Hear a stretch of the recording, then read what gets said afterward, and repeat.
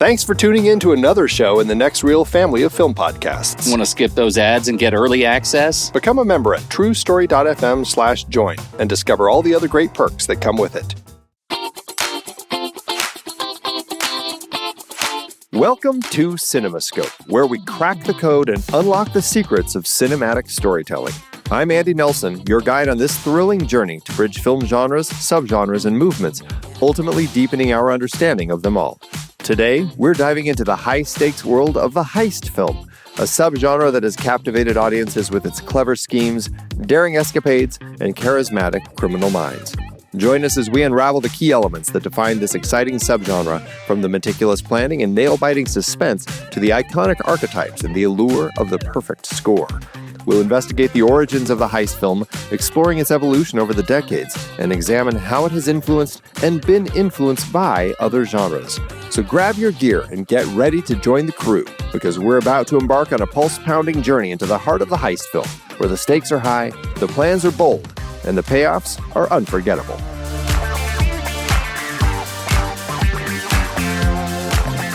Joining me today, I have two very exciting guests. First up, Luka Arsenjuk, an associate professor from the University of Maryland. Luka, hello. Hello. Thanks for having me. Thank you so much for being here. And Tim Palmer, the new chair of the Department of Film and Media Arts at the University of Utah. Tim, welcome. Hello, Andy. Thanks for having me. Hello, Luka. I'm so happy to have you both here. And I want to start this conversation with both of you by getting a sense from each of you as to really kind of what drew you to this fantastic subgenre. Luka, let's start with you. It's an interesting question. I mean, I've always been drawn to Hollywood genres, classical Hollywood genre, the question of genre in general, even though I've worked in other things. I published a book on the Soviet filmmaker Sergei Eisenstein, which, in a way, couldn't be further from something like the heist film, maybe. But the heist film as a genre interests me, or has begun interesting me, partly because, well, of the exciting kind of plot that it typically features. The fact that it depicts a group of people engaged in a collective project of some kind of adventurous, subversive kind. And that in some sense, it's particularly rare in Hollywood genres to have a group or a collective as a protagonist, which sort of makes the genre stand out. And also the fact that it appears in the history of Hollywood right at the moment when, which I'm sure we'll get to later in the discussion as well, right at the moment where the kind of classical, studio system set of genres begin to experience a kind of crisis toward, late 40s, early 50s. And so it's a kind of strange transitional genre, right in between sort of the kind of classical period and then the emerging sort of new Hollywood, which really sort of takes shape in the 1970s. And so it's an occasion for, I think, a lot of independent filmmakers also to kind of try out their own visions of cinema while staying grounded in some kind of genre tradition. So if you look at the directors of at least Hollywood heist films, from Kubrick to Jules Dassin to all the way up to Soderbergh, you see that they're all characterized by kind of independent or somewhat independent position within the industry. So that's, just a few attractive features that draw me to this genre, I would say. Gotcha. And what about you, Tim? Well, I was always just a cinephile. I mean, I was just obsessed with movies from a young age. We're going to talk about Jean-Pierre Melville shortly, on whom I in part wrote my PhD thesis. He said that film going and film consumption were the same thing. He said cinephilia is like an all-you-can-eat buffet. He said, I just eat films all the time. So maybe that was one of the reasons why I ended up being so interested in him. But I was watching these films growing up as a kid. We only had one TV in the house, so I would watch them late at night, which is maybe how you're supposed to see film noir and policier films and heist movies. So I saw the Asphalt Jungle initially about 2:00 in the morning. Anyway, I was working on my PhD in Madison, Wisconsin, and became like Luka, fascinated by points in which genre films, crime films, policiers start to mutate. And we get this fascinating crossover between commercial films and what we would think of now as auteur films. So I ended up writing my thesis on the 1950s in France and Jean-Pierre Melville, and my most vivid memories of that time are just obsessively tracking down really obscure crime films from France. This was in the mid 90s, so it was VHS on the way out, DVDs coming in. So I would go over and track down, obscure films by people like Willy Rosier, Bernard Borderie, not very well known crime filmmakers.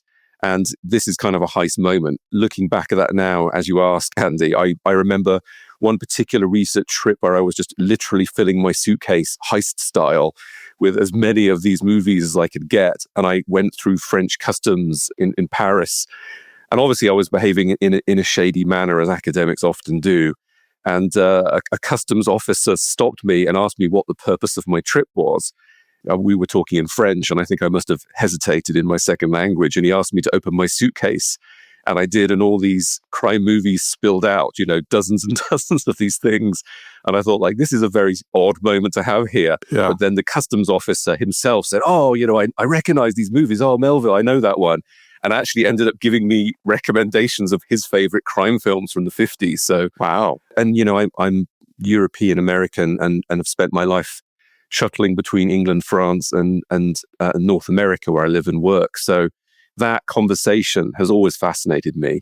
The way this particular genre goes back and forward between two of the world's most important film production centers, right? Paris, France, and Hollywood and the West Coast in the US. So I love how crime film mutates. I love how heist film is one aspect of it. And I love how some of these, on the one hand, artisans, maybe uncelebrated filmmakers, alongside really notorious auteurs like Kubrick and Melville, in a strange way are bedfellows here, aren't they? They're all working in the same registers. Just it's like an orchestra with different riffs of different notes being struck. So I've always come back to the crime film, watching these films again for this podcast. Honestly, it was like falling back in line with old friends again. I hadn't seen Rififi for a few years, and it was as fun as I always remember it. So they've always just been a part of my cinephile repertoire. And teaching French cinema in America for many years, I'm always programming these films and showing them to new audiences. It is such a fun and engaging subgenre, and I think that's one of the reasons that I wanted to have this conversation, is because I think just the nature of heists can be so interesting in the way that they portray the criminals. Are they going to be the people that you just easily fall in love with, like the team in Ocean's 11, or are they going to be kind of like their own worst enemy in some of the films? And I think that's what's always fun to see, how they're going to play the characters in these stories. Let's talk about a little bit where this subgenre came from in films specifically. But I mean, I know that there had been early crime stories that people had been writing in the 19th century, and then leading into the 20th century with different kind of pulp magazines and crime stories and stuff. And then we kind of had some crime films in the pre-code era leading into kind of the gangster films. And then, of course, we get into kind of like everything post-war and a lot of the disillusionment, film noir, all that. How do you two see that kind of journey through just crime stories that kind of led to the much more narrow and specific heist film that we are looking at? I mean, I think your sort of question already points to two different ways of looking at it, right? One is trying to situate it within this kind of broader genre history, right? On the one hand, of course, at least for Hollywood heist films, film noir is the kind of immediate context out of which they emerge. And there's a kind of interesting process of negotiation between this kind of emerging heist genre and the sort of logic of film noir, because the two are interested in very different ideas in many ways. You can observe in the sort of late 40s the emergence of heist in this kind of what I would call proto-heist films of Siodmak's, like Criss-Cross or The Killers. So film noir is the initial, or is the most immediate environment out of which heist film emerges. And the Asphalt Jungle, you can count it as a film noir, but it's also something a little different, where already you have a kind of heist logic proper sort of emerging in 1950, the John Huston film. Then you can sort of trace back, of course, like you mentioned, the history of the heist film back to the gangster films, kind of more general crime film genre. And then there's a kind of more specific history that you can trace, which has to do more narrowly with the depiction of the robbery, right? Because the heist film really distinguishes itself by making the planning and the execution and the aftermath of the robbery such a central element of the plot and also its kind of aesthetic construction. And so you could kind of go back in the history of the crime film more specific and look at the examples of films that treated the robbery not just as a kind of moment in the plot, but as a kind of specific opportunity for filmmakers to develop sort of their formal experimentation or sort of aesthetic experimentation, which is something that Heist, I think, inherits. So that's kind of briefly, I think, this kind of genealogy, how I look at it. I think that's the element that I find is fascinating, is like how it gets to that point where suddenly we really do have something that feels different. So Tim, take it from the other side. Obviously, we had the Hays Code active in Hollywood that was kind of affecting how some of these films were being created, the way these stories were being told and everything. And from the French perspective, that's a different angle that we're also looking at here. And they were also developing these heist films, but didn't have the Hays Code. What was the difference in how that evolved over there? Well, that's a good question. I mean, as I said in my lead-in, I've just always been fascinated by this back and forth. There's such a brilliant conversation between Hollywood movies and French films. As I always tell my students, had it not been for World War I, French films were dominating the world market up until about 1916 or so. It was, we may never have had Hollywood. It would have been Paris had it not been for World War I. And right back then, one of the staple outputs, very quickly, the French figure that crime films, and what was already going to become known as the policier, the procedural, was just a mainstay of this. Maybe the most famous examples, which are now on Blu-ray, are the Louis Fayard crime films, things like Fantomas, Les Vampires, the Vampires, T-Min, things like that. Fantomas is often hailed as a kind of precursor to Batman, interestingly enough. So one of the popular formats in France at this time is the episodic crime film. So we would get, episodic crime dramas with cliffhangers. And at this point, the stock in trade is not necessarily heist, but often robberies and, crime back and forth between, are the investigators, are the police going to catch the gangsters, things like that. Often told in very lyrical and brilliantly choreographed ways on screen. These are not just throwaway commercial products. Moving into the 30s, where things start to get interesting. I mean, couple of things, but a major film, I think, is Pepe Le Moko. It's very well known, actually, and just a sort of gloriously of its time, but just a glorious crime film from 1937. It's well known as a Jean Gabin vehicle directed by Julien Duvivier. And this was just an internationally sensational smash hit. It was remade in Hollywood twice. Wow. Once as a musical, hilariously, once as a Charles Boyer vehicle.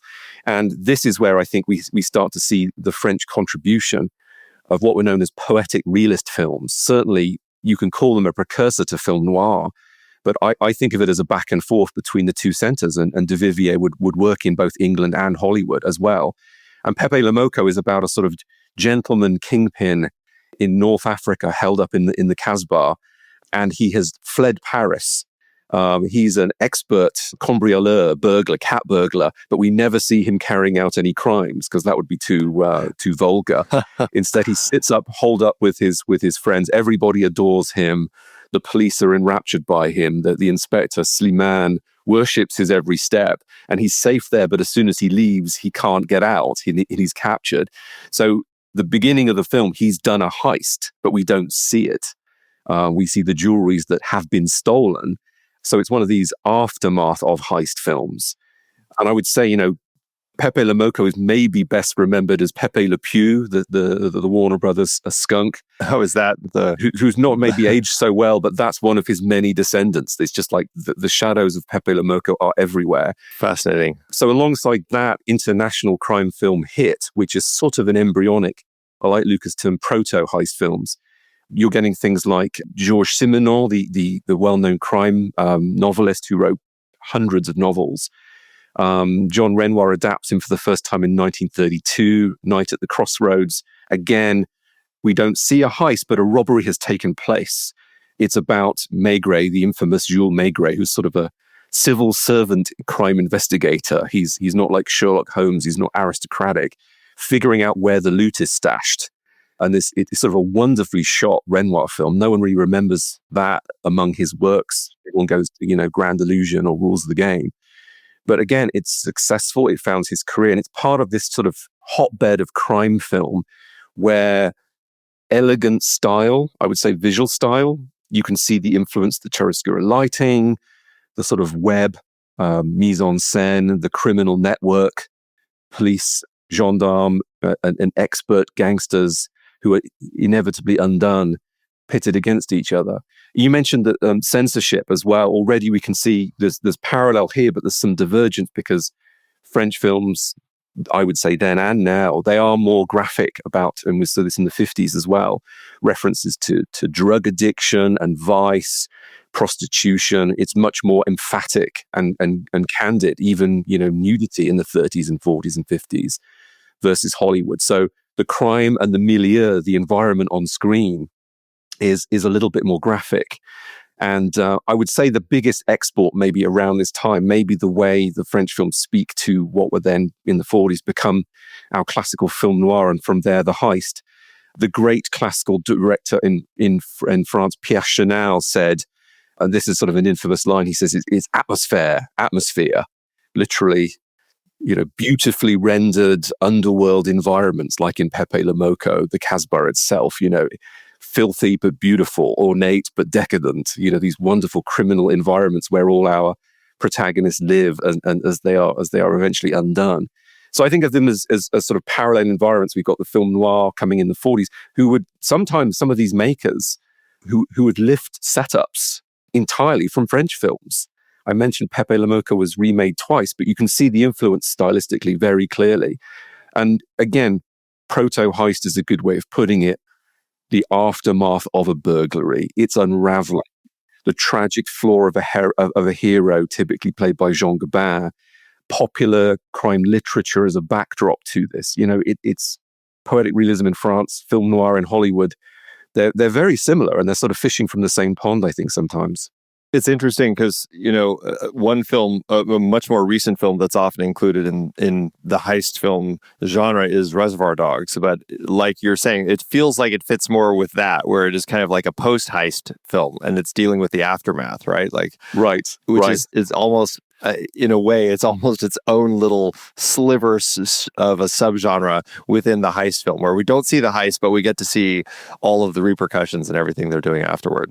Right, we start with the crescendo, then it's just like the gradual. I mean, my own pet theory is all these heist films are about entropy. They're just inevitably, there's a finite amount of energy, a finite amount of creativity, and then inevitably things will unravel. There's one thing that goes wrong, or just the rule of the universe is that things disassemble, don't they? That things dissipate over time. Another, to your point about Reservoir Dogs, another famous French sort of quasi-heist film, Touché pas au Grisby, which belongs in this conversation, absolutely. Jacques Becker from 1954, another Jean Gabin vehicle. For 20 years, he's making crime films, either as the flawed kingpin or sometimes the investigating inspector. He would switch sides almost interchangeably in these movies. Same thing, aftermath of a robbery. They're very particular. It's 96 kilograms of gold ingots. Right, heist movies are always very particular about what they're stealing and why they're stealing those things, right? And it begins same thing with the aftermath of a robbery and Jean Gabin's gang basically being undone because a rival gang inevitably discovers this. And it has, I guess, a spoiler of a spoiler. It ends with the car. It's in the, I would say, boot. Americans would say trunk.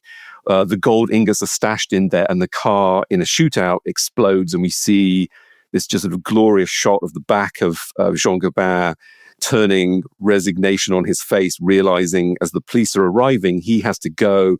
All his gold, his retirement, this beautiful heist that we've not seen, literally going up in smoke. It's very popular. It travels to the US. It's very influential. It's one of the things that gets Melville interested in crime movies. And like you mentioned with Reservoir Dogs, it's this sort of beautiful Pyrrhic ending, right?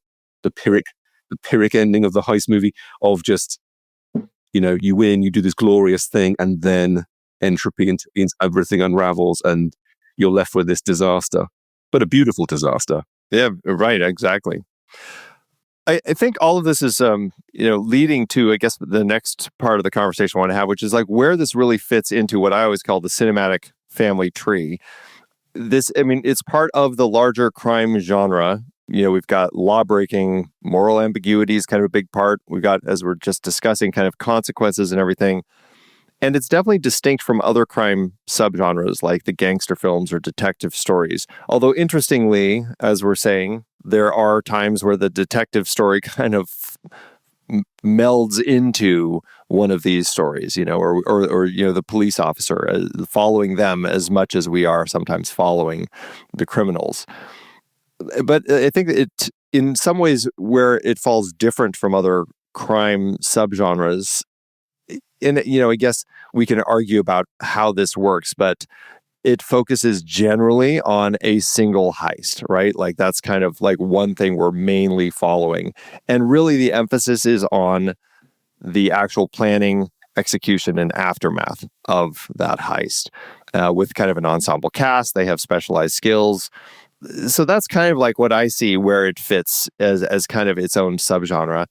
And then there are some, like, I don't know, are they subgenres of the subgenre? I know we had gone back and forth about possibly including the hot rock on the list. And then when I rewatched it, I'm like, it is kind of a caper film. It's because it's lighthearted. I'm like, is it a heist or is it a caper film? Ocean's 11, we could kind of say the same thing there. There are kind of like neo-noir types of heists. We move, as we progress, we move into like much more of the high-tech heist type of story, which has kind of become its own subgenre. And then we also love throwing in period heists. What do you two see as like other elements of this that really kind of help define this as its own subgenre? Like what makes the heist film the heist film? Luka? I think it's a tricky question, partly for the reason that I indicated earlier, which is that the heist appears in this moment of transition, away from the kind of stability of the classical Hollywood genre system into the new Hollywood period that sort of gets formed later in the late 60s and the 70s, where Hollywood sort of reorganizes itself both institutionally, economically, but also aesthetically in terms of the genres or what it does with genre in a way. So it's a kind of, in terms of placing it at a tree, it's kind of between the two trees. It's like, it's the genre that emerges when one tree is falling down and another one is sort of beginning to grow or something like that. Interesting, yeah. People who write about the heist, for instance, point out that on the one hand, it's a kind of iconic thing. It's easily recognizable. It's a kind of it's everybody knows a heist film when one sees a heist film. But then, as some film scholars point out, it never really manages to establish a kind of stable syntax or a kind of stable structure as a genre as well. Which would go, Andy, with your sort of calling it a subgenre rather than a genre proper or something like that. So it's got this instability too, which you kind of captured by saying how it can go in all these different directions, or it has all these variations.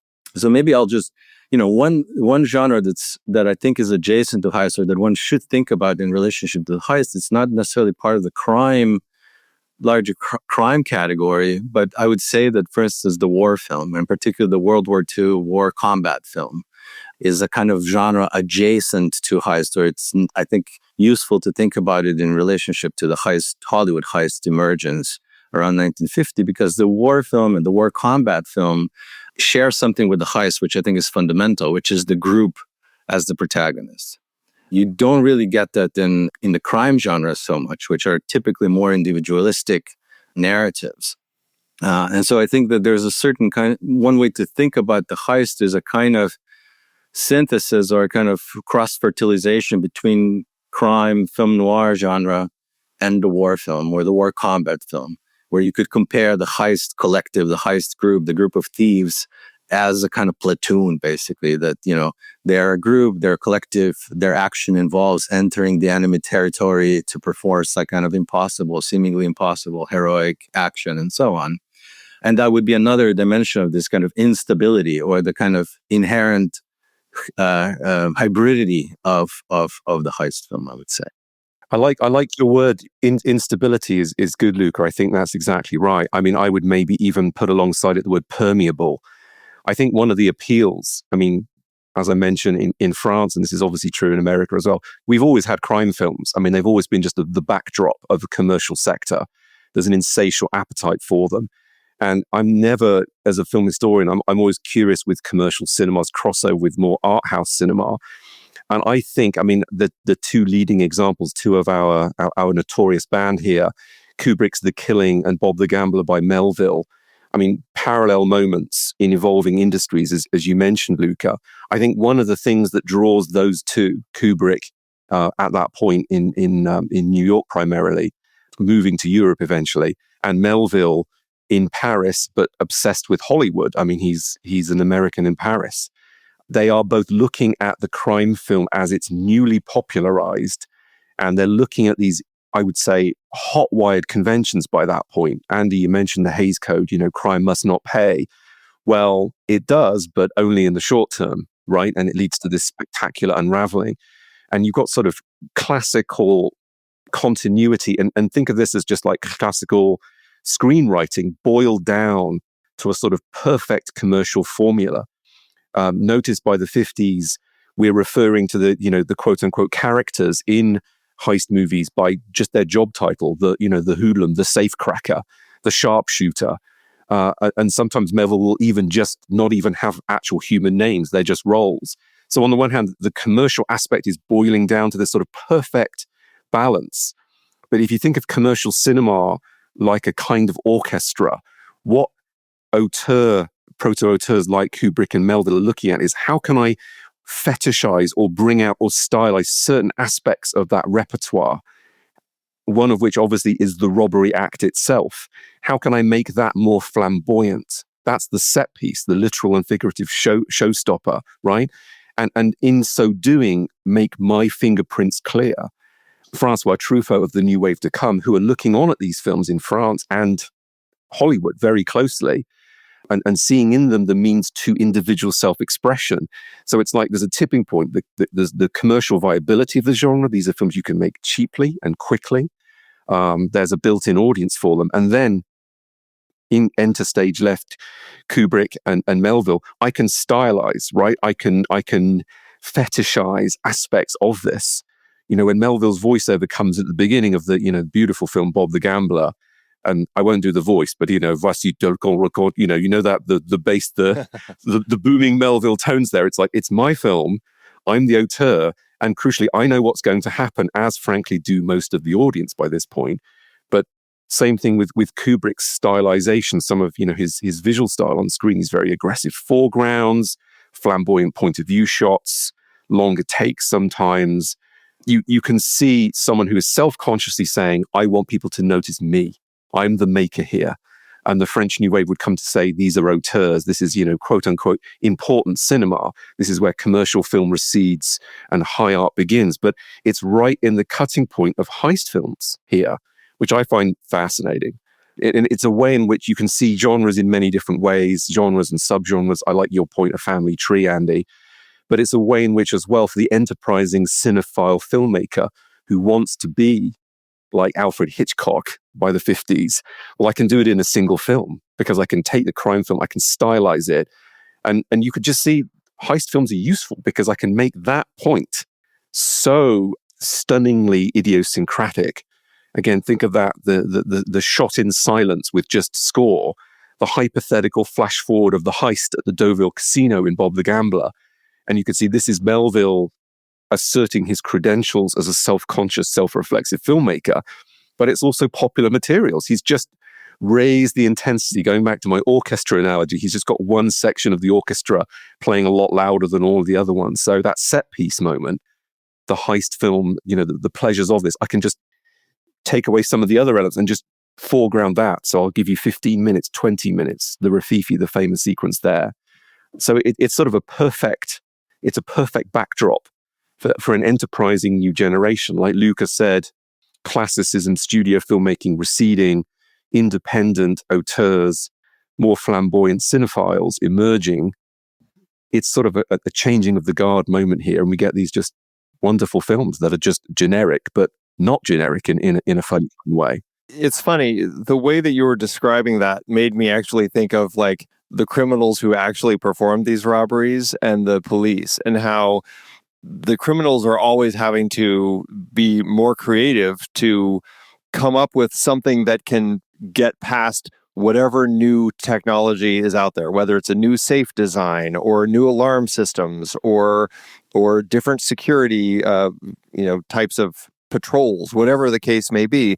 And then the police are catching up and going, well, now we have to beat that because that person has topped us with that technology. And that's kind of like the perpetual chase that you always hear about with criminals and cops. And it's kind of the same thing that we get in the stories here. You know, the filmmakers, the storytellers are always trying to come up with, well, what's a really creative way that we can do a heist that makes this work? I know, let's drill through the ceiling or the floor into the ceiling below. We'll lower an umbrella to catch all the material so nothing falls on the ground.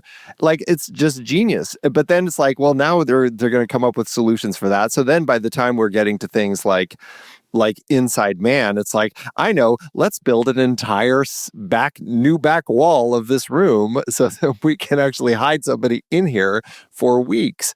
And I think that's what's kind of another exciting element. And just like the filmmakers, right? And that's, I think, speaks to it. Like, filmmakers are always like, when they're young and excited about like, what can I do that's new for this medium to really show off my skills? And it's just like the criminal masterminds putting these heists together. I really like that point. And I would say as well, Andy, like what we're both talking about here is a celebration of virtuosity, isn't it? Yeah, right. It's like creative virtuosity for its own sake. And just as a side note to what Luka was talking about earlier in terms of, adjacent genres, I would put very close to these films, especially starting in the 50s, the musical. I mean, going back to Rififi, as we all should do, it's an amazing film. Before the famous extended heist scene, about 23 minutes with no dialogue, right?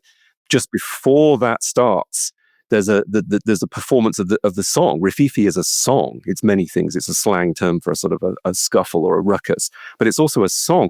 And Magali Noel, who performs this in this sort of black catsuit just before the heist, she starts to sing in a nightclub. She's improvising, and as she sings, the xylophone player joins in. There's a drummer. There's a pianist. So again, the orchestra analogy, and from that we go to the heist. And as you're talking about, umbrellas and muted drills, and Jules Dassin, who plays Cesar the Safecracker, wears ballet shoes remarkably in that sequence. He's literally a sort of dance. They swing down on a rope from the ceiling.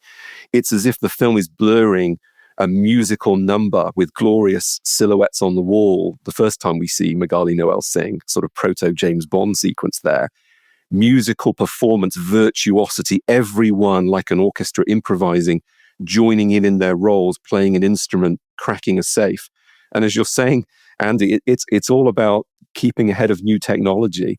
You look at heist films from the 50s, like Bob the Gambler has a great one where there's the device to sort of, it's like the sort of X-ray machine. They're doing a sonogram of the safe to crack this, venerable classic safe. There's always some new technology aspect to it, but it's also just about, sure, they've got these gadgets, right? They've got these devices, ridiculously long drills, foam from fire extinguishers to nullify alarm systems. But I would say it's more about the physical prowess. Like music, it's sort of a performative aspect, isn't it? They're all doing these things in sync. Again, I just, that heist in Rififi is so wonderful, of them knowing what the other one needs. So sweat is breaking out, it's going to get in his eyes, mop, mop, mop.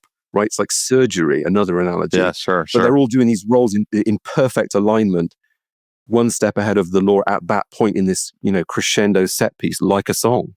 The only thing I would add, I fully agree with this description of the heist as both a, criminal action, but it's also artistry. It's basically a kind of aesthetic act. The heist is a work of art. And I think it's interesting to think about this kind of depiction of action, or this kind of act emerging in the 50s, sort of in the kind of period of high Fordism, of like encroaching automation, where work in the economy or in society is becoming very, very different than what's depicted in a heist film. So there's a kind of utopian dimension to the heist, a kind of depiction of work, collective labor as it could be, for instance, or is maybe in brief moments of a kind of artistic activity it is, but not generally so in kind of high Fordist capitalist societies, for instance. So there's what you guys were describing. I think it's both an heist as the allegory of art, as the allegory of filmmaking, but also as utopia, basically. It's a kind of utopian depiction of people being able to exist together against the kind of alienating, atomizing society, basically, that they are, entering as a kind of enemy territory. Which is another significance of the technology that you were describing. Technology, when it's not used in a kind of virtuosic way or aesthetically, it's alienating, right? It's the thing that sort of captures us and subordinates us, basically. Whereas in the heist, it's always about turning it around. Yeah, right. I want to jump into kind of, I found this list online. Charles Kunken, had done a breakdown of heist films and came up with a list of 16 components.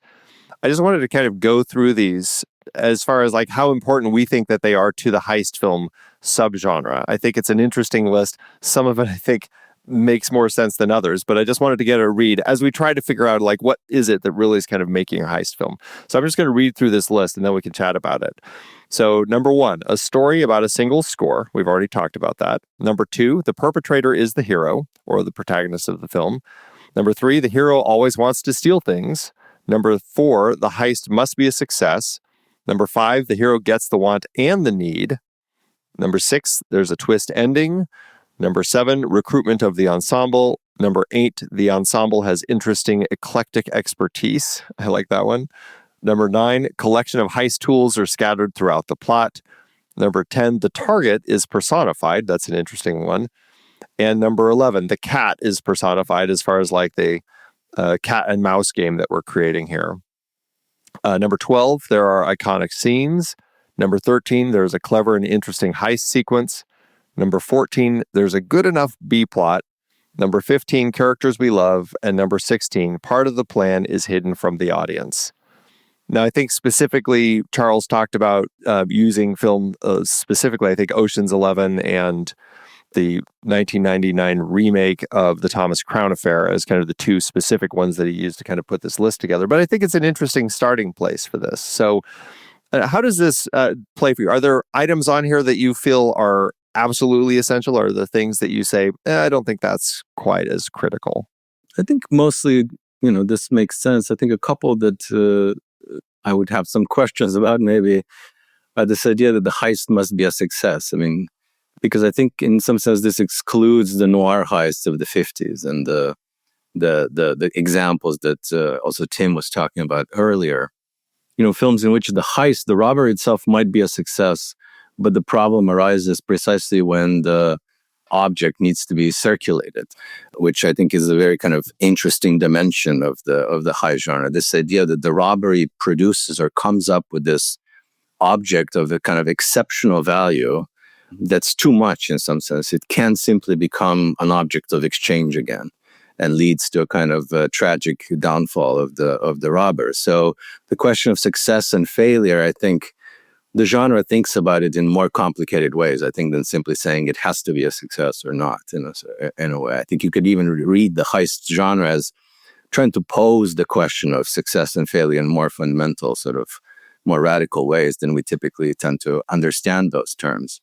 And then the other one is this idea that the target needs to be personified, which I don't think is necessarily the case, because part of what gives the heist, at least in my view, the heist genre, its charm is precisely this group of people trying to enter this impersonal, anonymous, institutional territory, which is, against them, not because this opposition is personified, but simply because of the way it functions as a kind of apparatus or even a kind of architecture or kind of system into which they have to enter and extract from it by learning about it, also, mapping it in order to be able to subvert it in some sense. So for me, the kind of confrontation of the human group or the group of thieves with an impersonal environment that's inimical in a way is part of the charm of the genre. So I would say that it doesn't have to be personified, and that maybe personification of the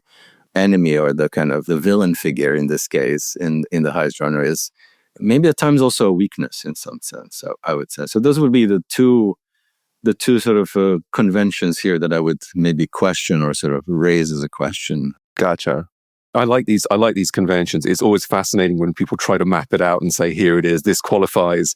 And this takes us back, remember, of course, to Jean-Pierre Melville himself, who is watching very closely the arrival of things like the Asphalt Jungle and actually quantifies this in his notes as he starts to interview, because he's, on the basis of Bob the Gambler and the Samurai and others, wants to promote himself as an auteur. And he says there are particular variations. He has 19 in the Asphalt Jungle. So everyone has always been doing this. As long as there's been film noir, going back to film noir in the 40s, Bourd and Chaumeton's famous encyclopedia, they're trying to quantify it. Like, why is that a film noir and that's not? Yeah, right. It's like the old line, I think Luka paraphrased this earlier. I think Eric Barno said this about documentary. I couldn't necessarily formulate one, but I know one when I see one.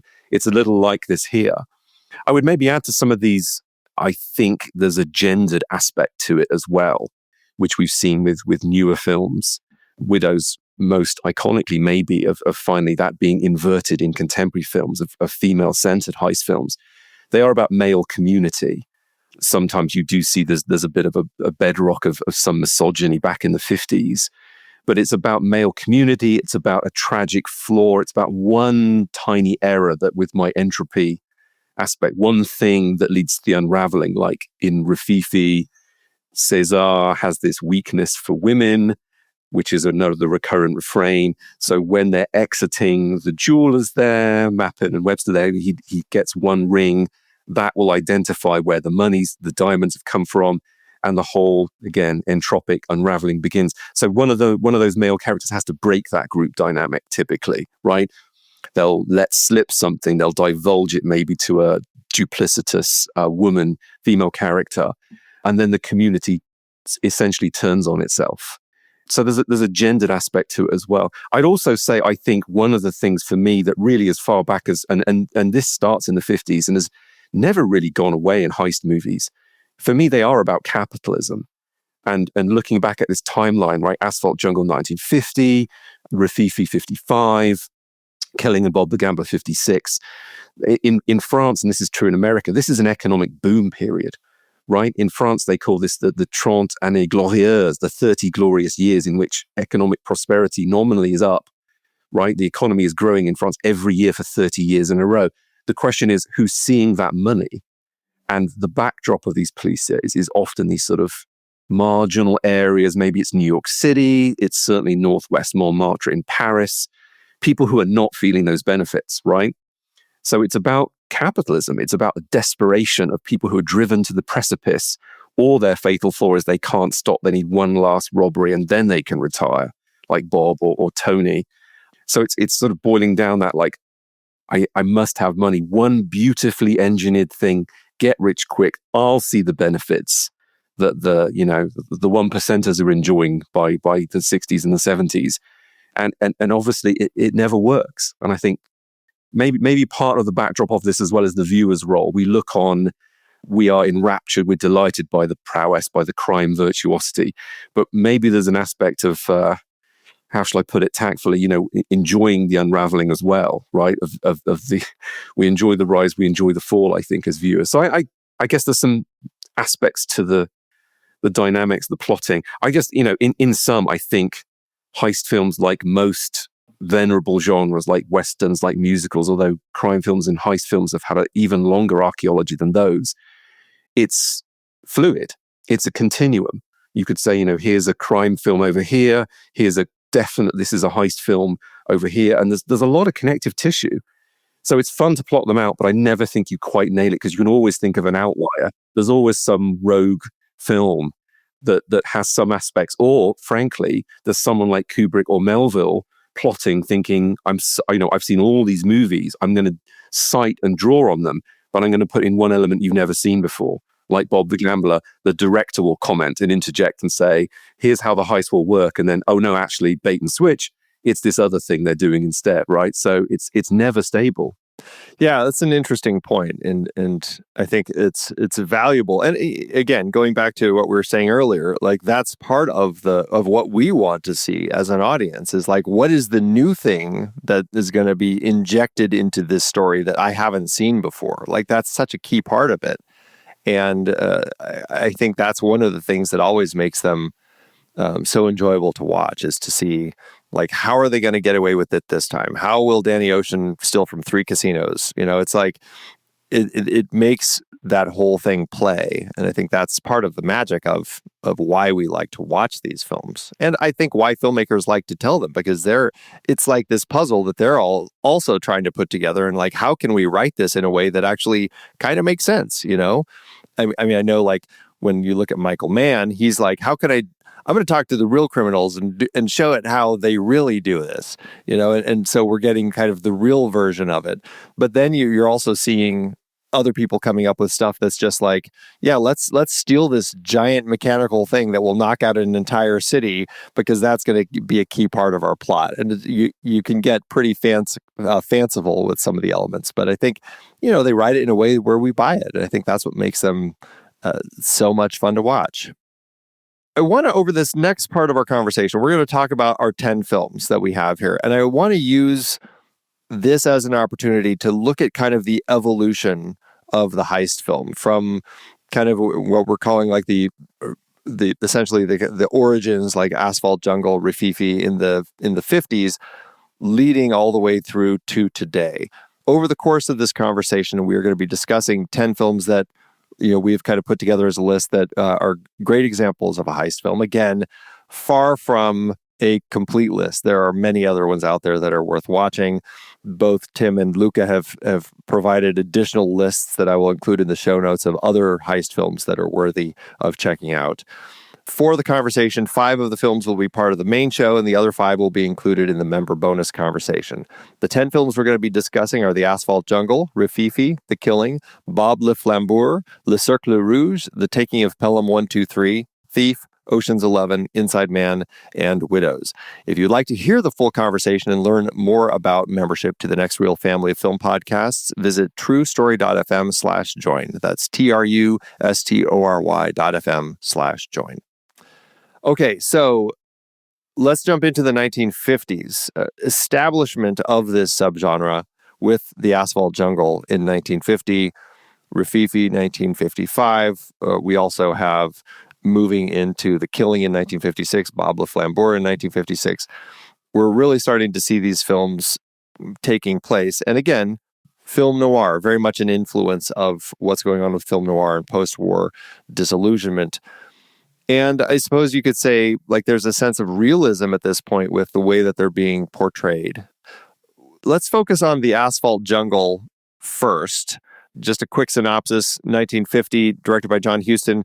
In this classic heist film, a group of small-time criminals led by the recently released convict Dix Handley and mastermind Doc Riedenschneider plan and execute a jewelry robbery. The heist itself is successful, but the aftermath leads to a series of double crosses and tragic consequences for those involved. Luka, you had kind of mentioned that it really is kind of a film noir, but it's also setting up what we're getting out of the heist films, the criminal underworld, the setting up of the team and the actual robbery itself, all of those elements, and including like the technology that they have to figure out how to get through.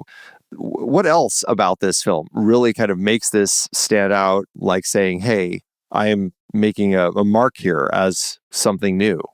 You know, one of the things that the film takes from film noir is what you could call a kind of noir situation or noir world, which you, Andy, have described as that of a kind of disillusionment, post-war disillusionment.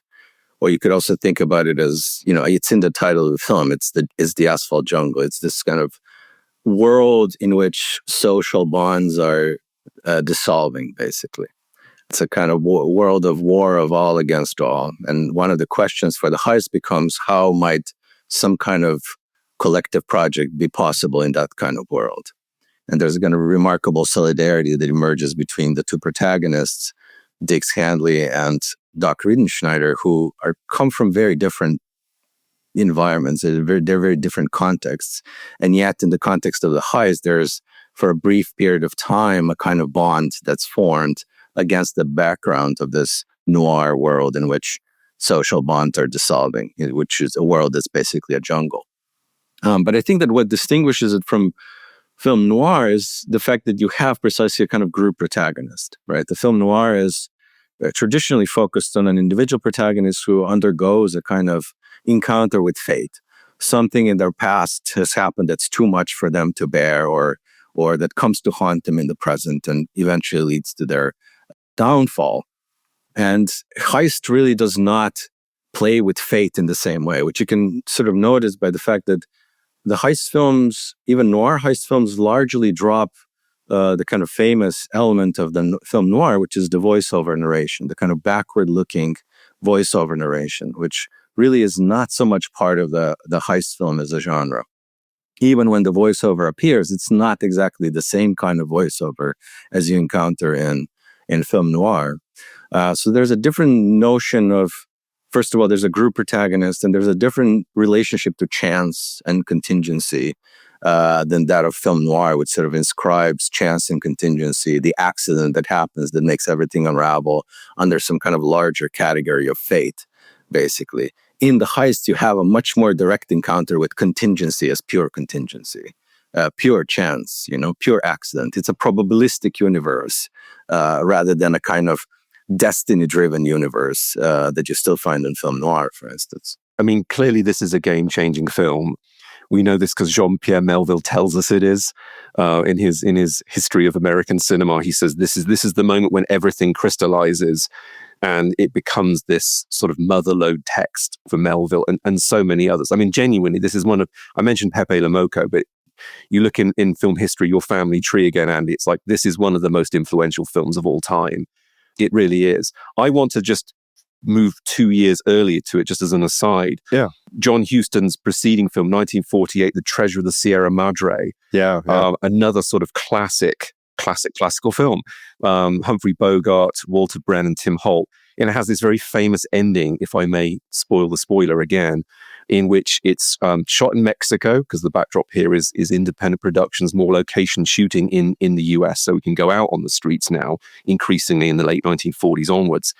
And Treasure of the Sierra Madre notoriously ends with this group of prospectors, this, mock male group that's come together for a quest for a mission, get rich quick in the hills, mining gold, like literally pulling it out of the ground. It's so easy to do.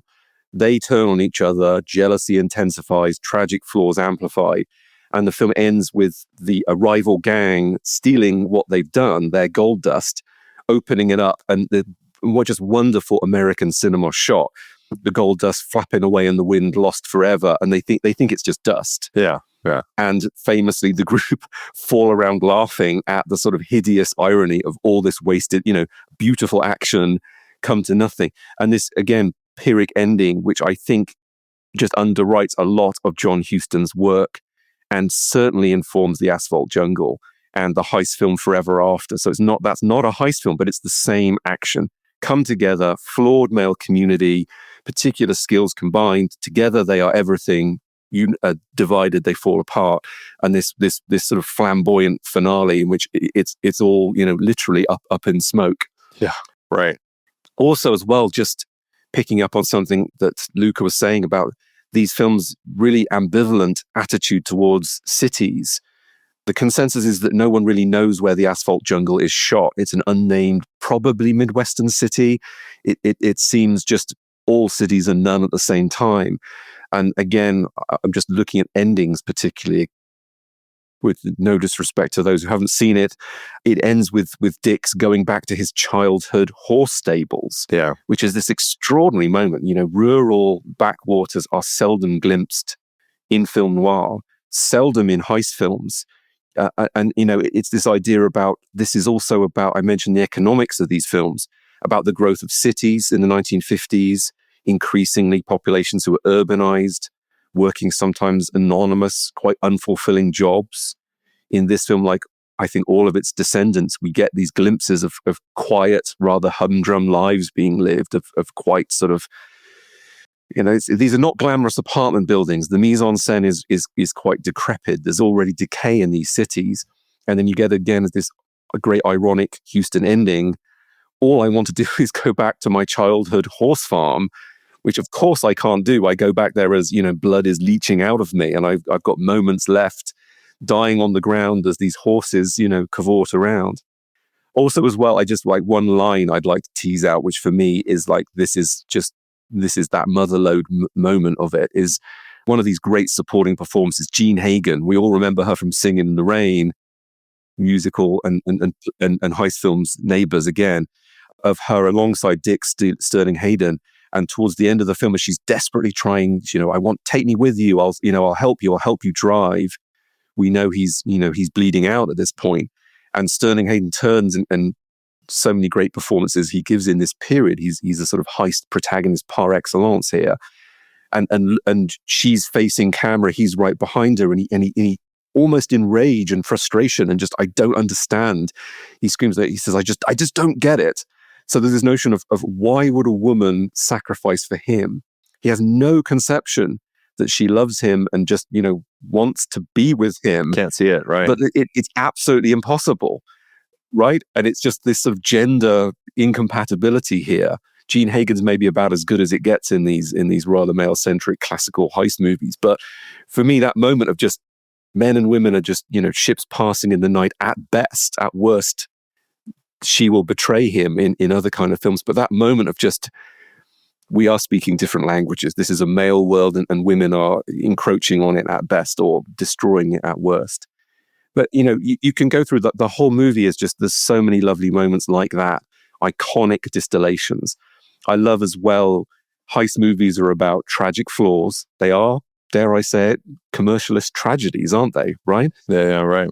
That the great moment of Dix, who is the sophisticated, wealthy string puller, who is undone just because he's driving to Cleveland to get away, stops in a diner with his taxi driver there, and there's a young teenage girl dancing to a jukebox. He gives him nickels, right? That's like the proceeds of the robbery, as much as you'll ever get to live to spend them, and just puts on a song and just watches her dance. The cops arrive, and he actually has that brilliant line of, how long have you been here? Like, at what point was I done for? And they say, oh, just a few minutes, as in the length of that song. So that, that sort of beautiful, poetic kind of ghastly male flaw of just, I can't not watch her dance. And that's it for me.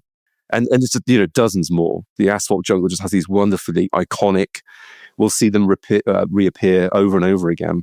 I think one way you can sort of think about the Asphalt Jungle as the first heist film proper is by thinking of it as sort of embodying the logics of the two different genres, film noir and the kind of emerging heist, in these two different protagonists. In some sense, the Sterling Hayden character is in some sense the embodiment of film noir in a way, right? He's haunted by this past that he wants to return to, but of course, as soon as he can only return to it at the price of his death, basically, at the end of the film.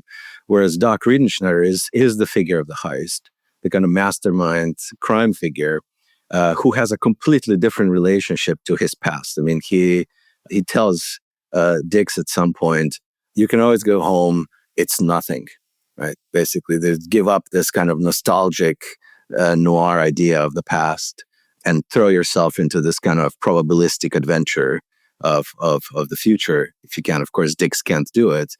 But the fact that they're both given kind of equal part in the film makes this, I think, the moment in which the heist film really sort of breaks off from film noir proper and establishes its own sort of logic, or at least this logic becomes visible. It might have been inchoate in the kind of the Siodmak films of the late 40s, but in Huston's film, the heist and the noir become two different existential sort of projects, if you want. I mean, Huston was influenced by existentialism and by Sartre and so on. And the two characters sort of embody film noir and the heist film as two distinct sort of existential choices, or two distinct sort of ways to be in the world. and they kind of come together in solidarity. They like each other, they care about each other, and then they kind of goes their separate ways. But I think that helps to establish the heist film as a kind of distinct, in separation from film noir, kind of distinct logic, if you want. I would piggyback on what Luka was just saying. A father-son relationship is very important here as well. I think that's a distinctly heist aspect. We see perhaps Bourne, although there are precursors, and I'd go back to Pepe Le Moco, where a similar thing occurs. But Doc and Dix, this sort of quasi-father-son, older male, younger male, mentoring, certain care and intimacy. And it's remarkable if Sterling Hayden cannot speak the same language as Jean Hagen or any other woman for that matter in the heist film. There is this, genuine bond between the two men. They care about each other. They want what's best for each other. They sacrifice for each other. And what's interesting as well is that towards the end of the film, Dix, just gives him his money. It's like suddenly, if everything is about money, about get rich quick, one score and you're set for life, you can go back to your horse farm or whatever. He at that point, money is not what bonds these two men, this quasi father son. It's something more than that. And I think that will run throughout almost all heist movies. Maybe this belongs on that list of tropes. Sure. It's very common. An impromptu father-son, maybe as a reflection, as Luka said earlier, of just a total absent home life or some terrible past, or just very flawed men that they have not had that nurturing influence. It forms as part of the group, as part of the coming together for the robbery. Yeah, that's really interesting. I also just wanted to add a note about, like, you were mentioning the probabilistic nature of these, Luka, and there's a moment in this film where after Dix hits a security guard, the gun falls and happens to shoot. It was already cocked and loaded, and it shoots and it hits him. And I think that's an interesting element that we can look at through the probabilistic lens, the probability of a gun hitting the ground and shooting and hitting him, or the fated nature of it, which might also feel more noir. And I think there's an interesting element to that moment that you could see play either way in this particular film. Yeah, exactly. I think that's right, because you could read it as Dix reads it, which would be the fateful way. Yeah. Or as Doc Riedenschneider reads it, which would be the kind of probabilistic, rationalist way, right? Because he says he has this line when, after he gets hit by the cop, right? He has this line, he says, you can plan everything and then some chance will happen. So it's not the idea of fate, right? He's a pure rationalist, right? And still, you can plot out the universe in a rationalist way, and still chance remains. There is a kind of irreducible element of contingency and chance that Doc knows about, whereas Dix, the Sterling Hayden character, reads everything in terms of his sort of fate. Which is a very different kind of perspective on the world, a very different kind of existential choice in a way that he makes. And part of the pleasure, he uses the word accident, doesn't he? I think he says it's like... He says blind accident, he says. Yeah. Blind accident. Yes, it's just like the best laid plans of mice and men, right? Of just like something will always go wrong. And we watch this almost, we'll talk about this further, about the very gallows sense of humor in heist films as well, especially in this first run. Of, American films have a very complicated relationship with firearms being dropped on the ground, right? Sometimes they go off, sometimes they don't. There's a kind of weird logic or illogic to them. And the idea that gun would land on the ground and shoot him in the stomach, because stomach is generically prescribed long, drawn out, suffering, tragic male death, typically, isn't it? But it is that moment of almost, to double down on your citation, I think rightly, of existentialism, Luka, of it's sort of absurdism as well, isn't it? That there will be that one thing, that monkey wrench, no matter, you cannot control everything, much as Doc and others like him will try to, something will always go wrong. And sometimes it is absolutely ludicrous. And there's almost a kind of absurdist sense of humor about, like, that one moment, everything unravels because of that. All that one thing. Yeah. We move from the 50s through the 60s. We're actually not talking about any films from the 60s, but there are some great ones. And the caper film kind of started emerging there with films like Ocean's 11, the 1960 version, and Top Copy. And the Hays Code also comes to an end in the late 60s.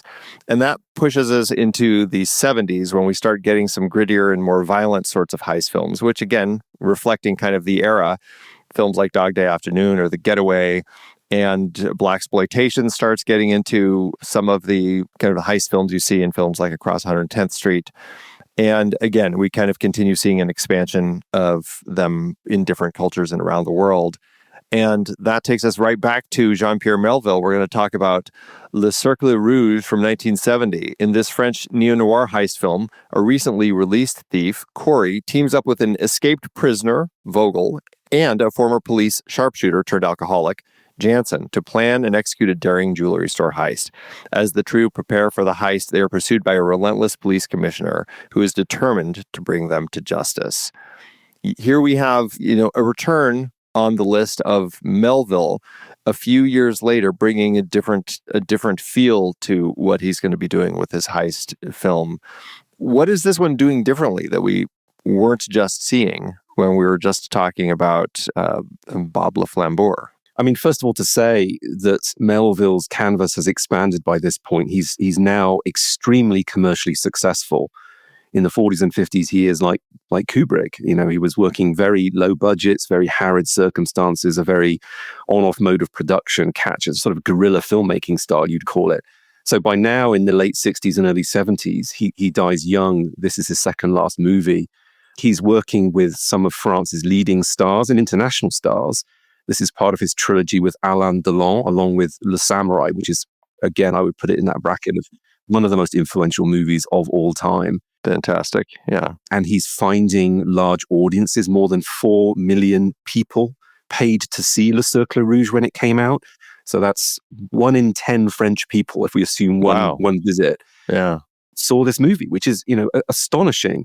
So it's, on the one hand, highly commercially viable. We should remember this for all the auteurist idiosyncrasy. It's commercially viable, perfect backdrop for people like Melville. So he's expanded his repertoire. He's got stars, he's got production design, large budgets, widescreen, color, but he's still working with Henri Decaille, his ace cinematographer who photographed about half of the French New Wave. And it's extremely stylized. Back to the heist film with this, Alain Delon famously said when Melville first pitched him their first collaboration, Le Samouraï, which everyone should see who watches this, just glorious. Brilliant film, yeah. Apparently, Delon said when they met the first time, he read the script of Le Samouraï and said, no one is saying anything. I'm the lead role, but flicking through the pages, 10 minutes has gone by at the start of this film. No dialogue at all. I'm in. So we've got this, laconic male archetype here again, virtuosity rather than speech, right? Anyone can talk, but who can do? This is one of Melville's equations here. And what we've got here, I think, is just a very pared down dynamic. He's sometimes described as minimalist, Melville. I would certainly call him stylized. His confrères are Robert Bresson and Jacques Tati, I would say, very stylized, instantly recognizable universes on screen. So this very epigrammatic idea, right? It's another Melville quote that he made up. Ravi Krishna, the people will return in the red circle and sort of fate will have its way, which Melville made up. Yeah, such a funny element to the opening. I've just faked this whole thing. Yeah, I know, of all things to begin with. But he does the same thing with the Book of Bushido before The Samurai, and exactly the same. He made it up. Realism mattered to Melville not at all. Genre dynamics, crime film, the policier, the heist film, pared down. That was everything. We get sort of similar tropes, the very long build up to the robbery where they're going over the rooftops. I would say that takes us back to, I mentioned Louis Fayard crime serials of the teens, which Melville, I think, enjoyed and rather fetishized. Silhouettes at night going over, chimney tops. Paris is famous for its rooftops. What a great backdrop for cat burglars. And I think it's, his web of citations, Houston, Louis Fayard, all of those things in there, boiled down to just these extraordinarily laconic set pieces in which, by now in Melville's universe and his contribution to the heist film internationally, archetypes, right? People who just have, like Inspector Mataille, played by the well-known, typically comedian actually, Bourville. He was usually known just by his last name. One of my favorite, again, lugubrious jokes of Melville's films and heist films in general, the recurrent set piece, not of just the burglary, but of the inspector going home to feed his cats.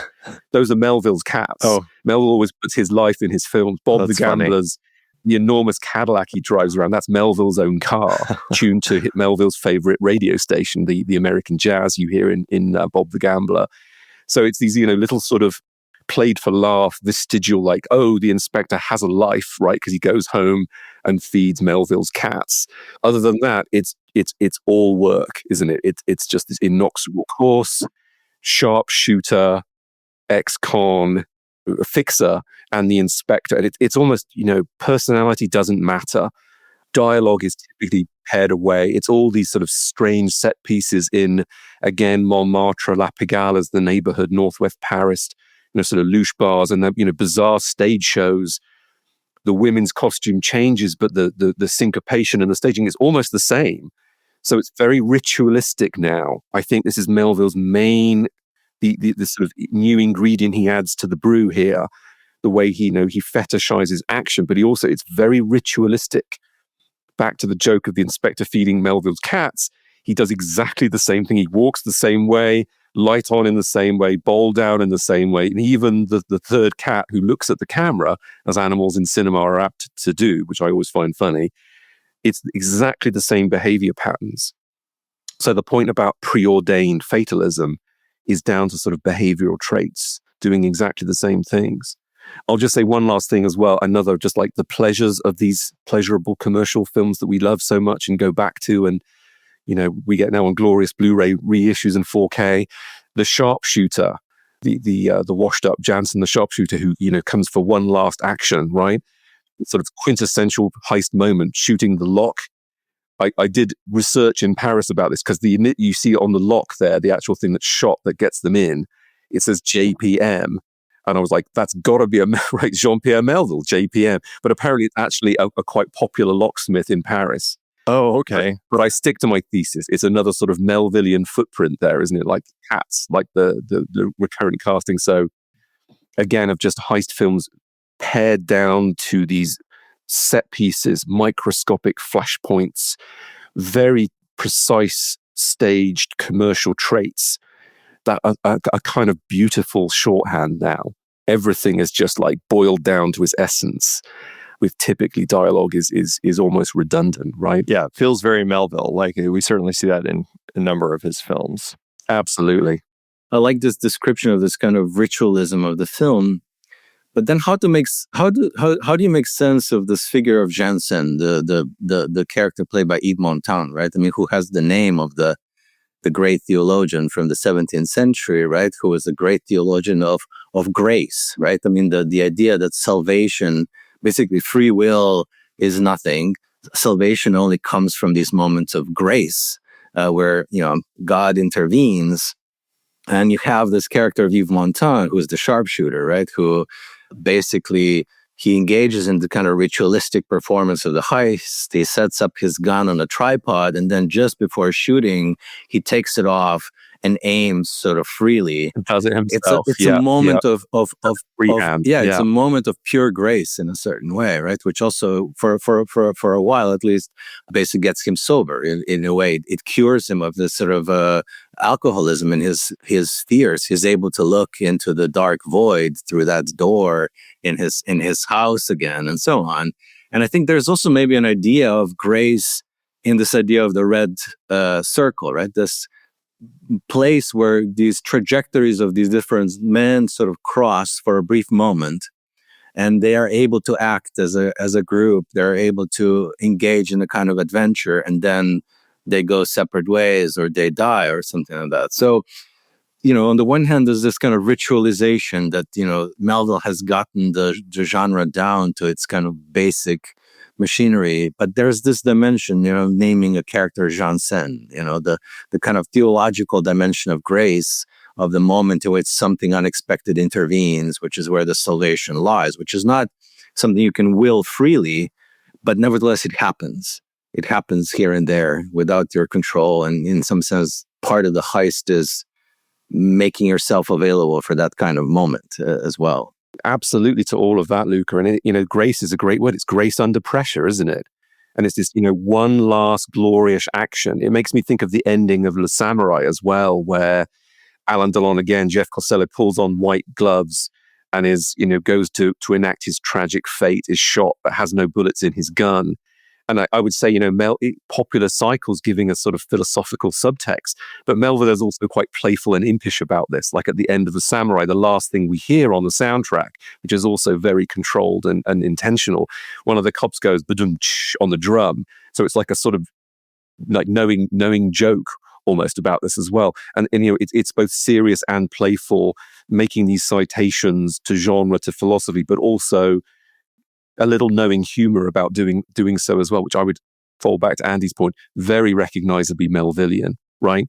He's both serious and facetious, sometimes at the same time, which is, I think, very characteristic of French commercial cinema in general, and especially the heist film. I think that there's such an interesting element to all of that. And I hadn't really thought about the nature of grace through all of this, but it's actually an interesting point because, again, it ties into the nature of building the team, because you need all of these different people to do a certain thing and do it well and smoothly. And that's the nature of a perfect heist, is everything is done with grace and style, and that's how you get away with it, right? And I think that's actually... it's a pretty interesting way of looking at it. And there's always this balance in these heist films. It's like in The Killing, where you get the shots of people, there's like sweepers cleaning up, trash and detritus on the ground as the heist is coming together, as it's being executed with this very knowing voiceover. There's always this balance between chaos and mess and disorder and grime and perfection, fleeting, ephemeral. Again, going back to Luca's formulation, all the three of us coming together like good heist members, grace under pressure, right? It's like the beauty of the gesture. So all of these three men will end up, massacred in the filth, and we see them at the beginning of the film wallowing around in mud, as Alain Delon, comes together with Vogel. From that, this beautiful moment. I think the crescendo is that bullet in the JPM, Jean-Pierre Melville, or otherwise Locke. But it is this just like the beauty of the gesture. And in a sense, with heist films, that's all that matters. We know it's not going to end well. But that moment of sort of fragile perfection pulled off with, beautifully choreographed style as well, right? It's about the filmmaker too. That's what this is all about. Let's move into the 80s. We start seeing some more neo-noir heists. And we're going to kick things off with Michael Mann's 1981 film Thief.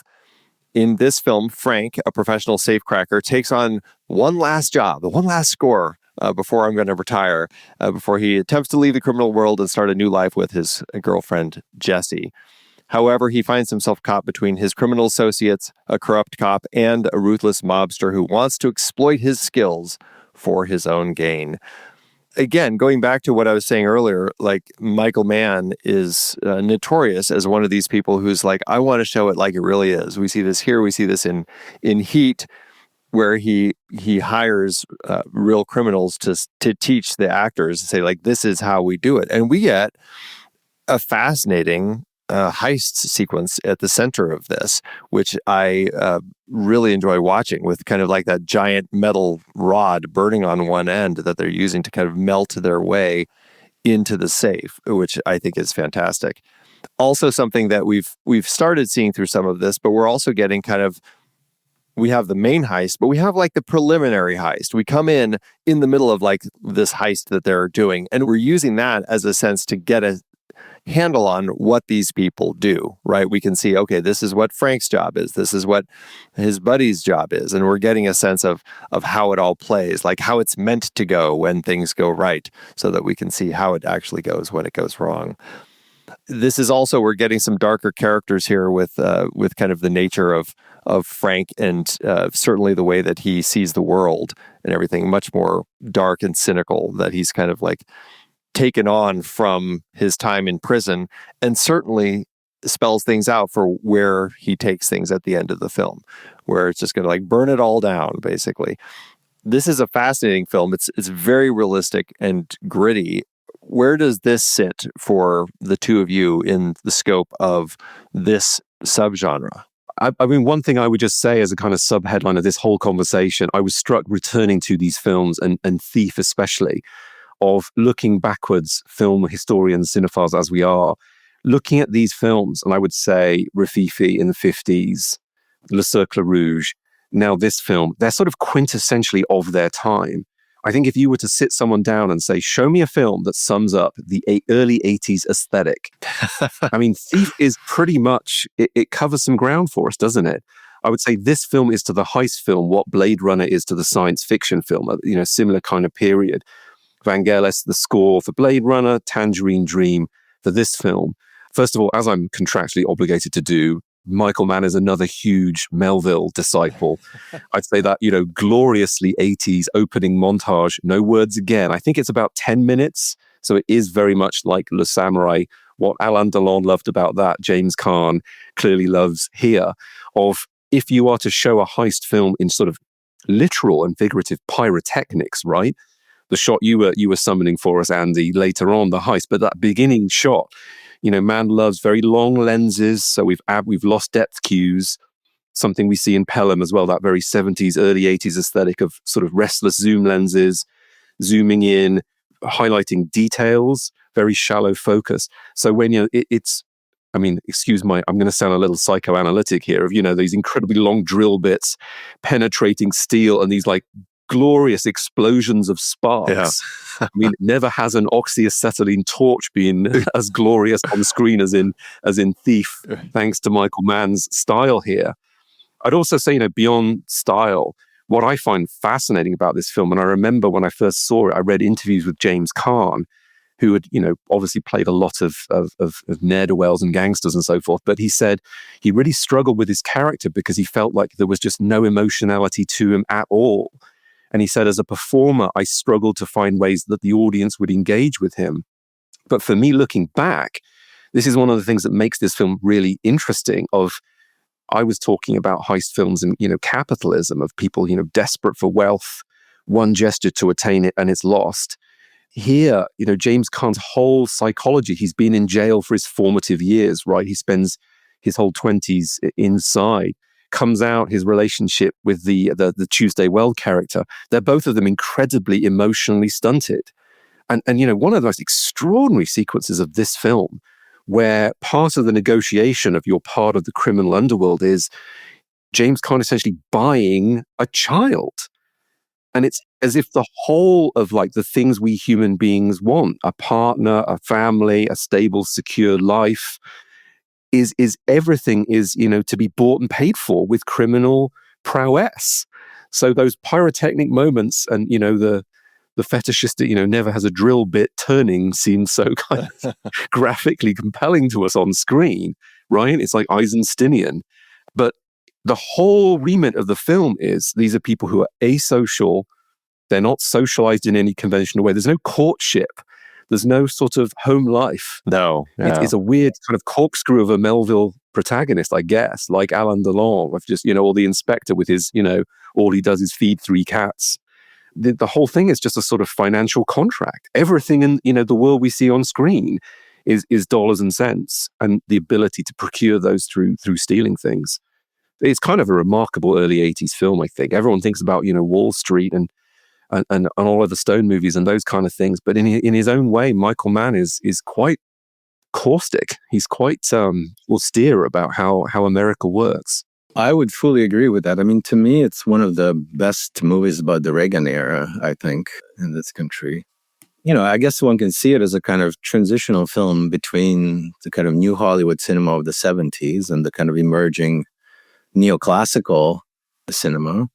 And so one big theme that's part of the film that, just to connect to something that Tim was talking about earlier, this is the question of fatherhood or the figure of the father or the father-son relationship that sort of seems important for the heist film as a genre. I mean, here it's really everywhere, right? I mean, James Caan character has 2 fathers, right? One is Willie Nelson, the imprisoned who was his sort of mentor. And then the incredible Robert Prosky, who appears as Leo, this kind of almost a kind of corporate crime mastermind or something like that, who sort of becomes this kind of obscene, violent father figure that sort of basically strips him of any kind of illusion in the end of his own freedom in a certain way. And then there's his own attempt to become a father, which, as Tim was talking about, occurs through him having to purchase, or his second father, the Leo character, making it possible for him and Jesse to purchase a child because they can't do it through regular kind of adoption channels, right? I mean, there's a remarkable scene in the adoption agency where James Caan's character doesn't know how to spell male, right? He spells it M-A-I-L, right? As he's told by the bureaucrat there. So there's this whole kind of crisis of masculinity that the film is tackling, which is in many ways, I think, countered by man's sort of fascination with professionalism. It's not so much artistry as professionalism. That's distinct, I think, from earlier heist films where there's a kind of virtuosity that's almost artistic or aesthetic. In man, there's a kind of fascination with the professionalism of the thieves and the kind of professional activity, professional collective activity as the moment in which some kind of respite from the otherwise brutal world can be obtained. Man's sort of obsession with, it's primarily male professionalism in a way, is a kind of as a kind of dimension where you can sort of get some kind of break from the rest of the brutal world in a way that surrounds you, that Tim, I think, very nicely described, which is it's pure surface and it's pure emotional stuntedness in some way. And one refuge is the kind of professional activity, I think. But one thing that I always found sort of curious about this film is the way that the James Caan characters, the protagonist, so Frank, sort of condenses two different things. On the one hand, he's a small business owner, which means he employs people. He has workers working for him. He seems to be well off, or at least, the business seems to be doing well. There's no indication it's not, at least in the film. And at the same time, he's meant to identify as a worker, basically, right? And the complaint he makes against the Robert Prosky character, Leo, is, that he is taking the fruit of his own labor, basically, which is not the complaint of a small business owner, right? Small business owners are meant to take the fruit of the labor of their employees, right? It's rather the complaint of the kind of more typical working class figure. And I always found it sort of very sort of strange the way the protagonist in this film, the kind of key main character, is meant to condense these two dimensions. On the one hand, he sort of still refers back to the kind of working class, even the kind of industrial working class, right? That scene of the robbery evokes the kind of factory or even the kind of smelt, the kind of even kind of very primordial sort of industrial factory imagery of metal melting and so on. There's a kind of nostalgia for the factory in the kind of already deindustrializing Reagan years that you get inscribed there.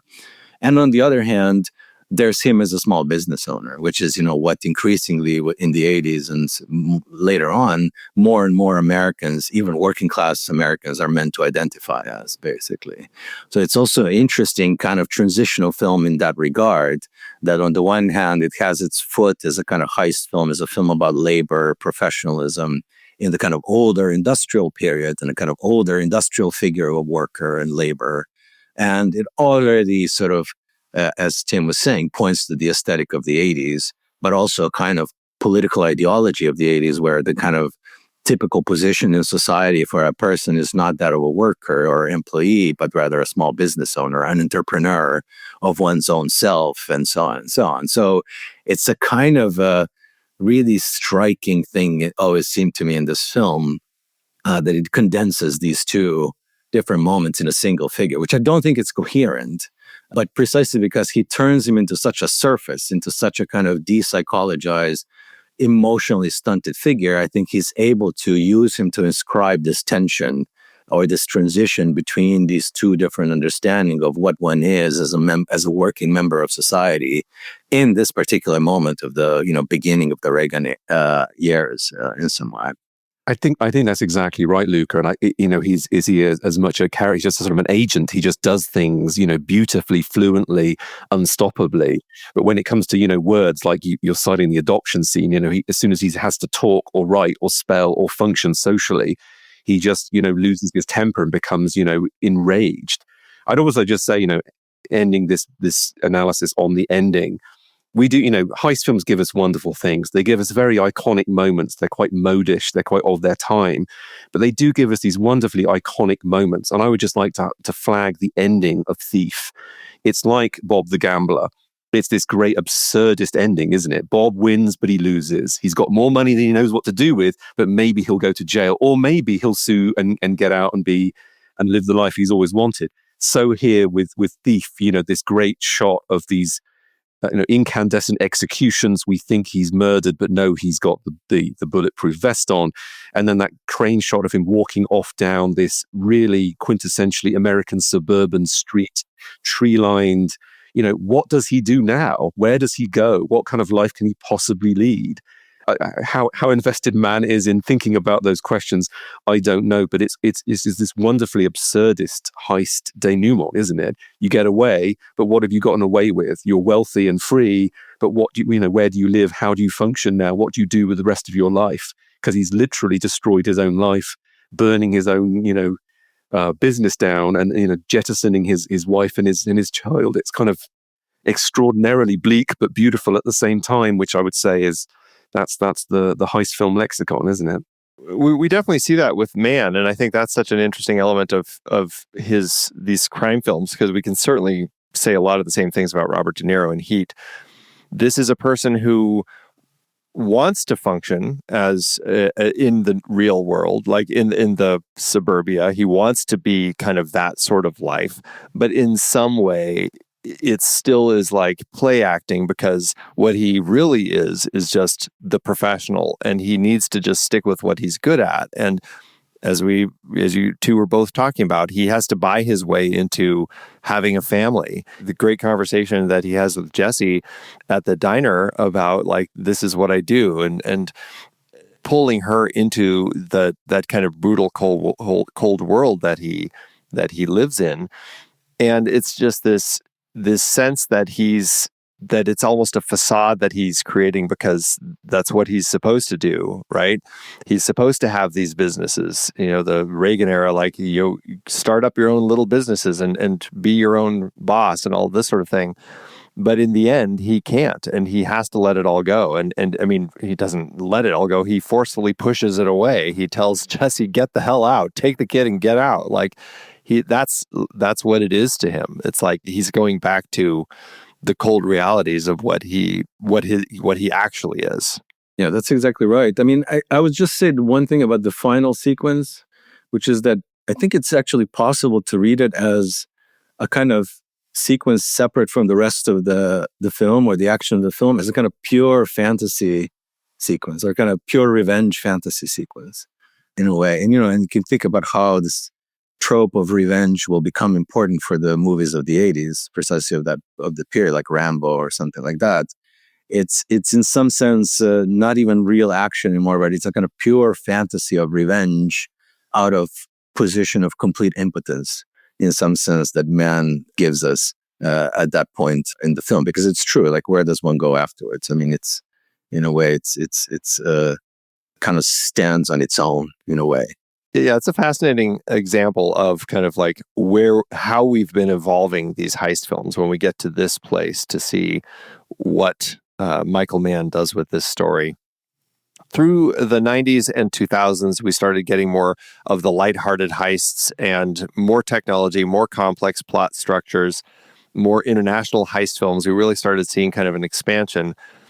And that takes us to 2001, Steven Soderbergh's Ocean's 11, which this is a good example of the heist film, or maybe the caper film. It kind of fits there.